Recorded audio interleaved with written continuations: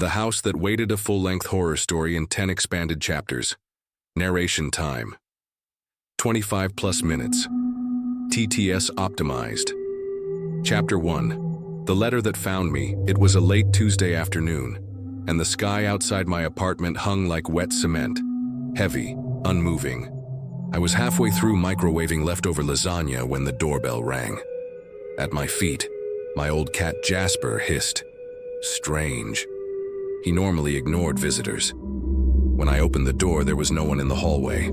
Only a small envelope sat on the welcome mat, perfectly dry despite the steady drizzle outside. It was made of thick yellowed paper and sealed with deep red wax bearing the symbol of a crow with spread wings. Inside was a letter, handwritten in spidery ink. I remember the words almost verbatim. To Mr. Nathaniel Crow, only living descendant of Edward Marrow Crow. By the order of last will and testament, you are hereby summoned to claim your rightful inheritance, the estate known as Marrowick Hall, located in the Black Hollow region of Elmsbrook County. It is imperative you arrive before the next full moon. Do not delay. There was no sender address, no phone number, no lawyer's office name. Just an old key, cold to the touch, wrapped in black silk. Something about it felt wrong, yet I couldn't resist. Chapter 2. The Road to Black Hollow. Black. Hollow wasn't on modern maps. I had to use a faded atlas I found in a used bookstore. The journey took nearly 7 hours through winding roads, past towns with forgotten names and gas stations that looked abandoned. As I drove deeper into the woods, cell signal vanished. So did the sun. By the time I reached the iron gate of Marrowick Hall, night had fallen hard. A mist clung to the ground like it had nowhere else to go. The manor stood behind the gate, cloaked in shadows. It was monstrous. Tall, many-windowed, yet none of the windows revealed light. Ivy snaked over the stone walls and the whole house leaned slightly, like it had been trying to whisper to the trees for too long. Mr. Hemsworth, the caretaker, met me at the gate. His eyes were sunken, as if sleep hadn't touched him in years. "You're the last," he muttered. "The house won't like that." Before I could ask what he meant, he handed me an old lantern and turned away into the woods. He didn't even wait for a reply. Chapter 3. First night in the house inside, the manor creaked like it was constantly settling, or breathing. I explored by lantern light, taking in portraits with eyes that seemed to follow, clocks that ticked just a second, too slowly, and furniture covered in sheets that looked more like shrouds.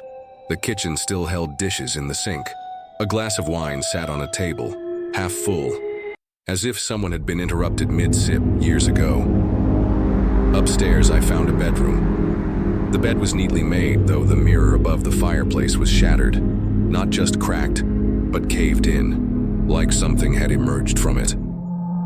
That night at exactly 3:03 a.m., I awoke to a soft, dragging sound outside the door, a slow shh, drag, shh. I froze in bed. My heart pounded like a drum in a funeral procession. The doorknob turned, slightly, then stopped. Nothing else happened, until I looked at my phone. The clock blinked. 3:03, 3:03, 3:03, stuck. Chapter 4. The door at the end of the east wing. The house seemed larger every day. Corridors didn't end where they used to. New. Hallways twisted out like growing roots. But most disturbing was a door at the far end of the east wing, bolted shut with rusted iron latches. No matter how much I pulled or pried, it wouldn't open. One night, as I walked past it, I paused. Something compelled me to lean closer. I heard it breathing then. A gentle knock from the other side just once, but it was enough to send me stumbling backward. I told myself it was my imagination, stress, or the creaking of old wood. But deep down, I knew the truth. Something was behind that door, and it knew I was there.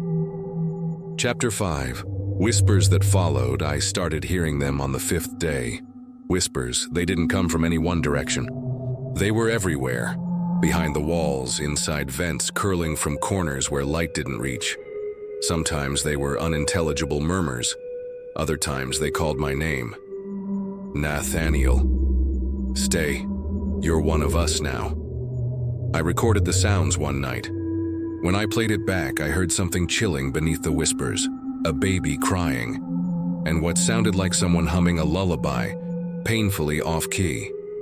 The walls, I began to realize, were listening and speaking back. Chapter 6. The Mirror Below In. The cellar, I found it, a mirror, tall, oval, surrounded by ornate carvings of open mouths and screaming faces. It was covered in black velvet. Something warned me not to look, but I did. At first, my reflection seemed normal. Then it blinked, before I did.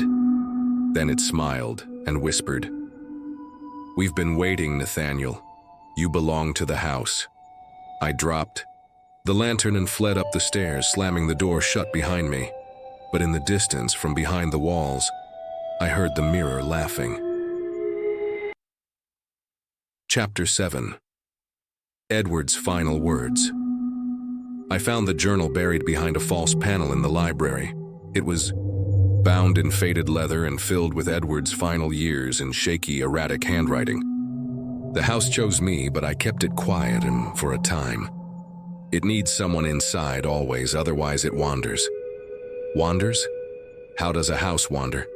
I thought, reading. The entries became more frantic. It opens to other places. Now, other times, if the door stays shut, the house can't feed, but it gets angry. On the final page, he had scrawled in large, uneven letters, "Do not open the east door." Chapter 8. The room that shouldn't exist. The east wing door stood open. I never heard it unlatch, but there it was, swinging slightly, as if inviting me in. Beyond. It was a room untouched by dust or time. A nursery. A cradle sat at the center, empty, rocking. The mobile above it spun slowly, though no wind touched it. On the walls were framed photographs, all of me. As a child, as a teen, in outfits I never wore, in places I never visited. Each photo had my eyes scratched out. I turned to leave, but the door was gone.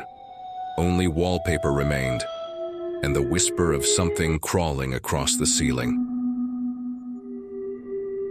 Chapter 9. The choice, I ran, but the house twisted. Doors led to brick walls. Hallways extended into infinity. The paintings screamed silently. I heard Edward's voice, or what remained of it. One must stay, or the house finds another way out. I was the final crow, the last name tied to this cursed place. I finally understood. The house wasn't just haunted, it was a prison, and someone had to be its warden. Chapter 10. The One Who Remains. I sit now in the study, this journal open before me. I've boarded the windows. The mirror is covered again. I haven't seen the sky in days. I don't know what time it is anymore.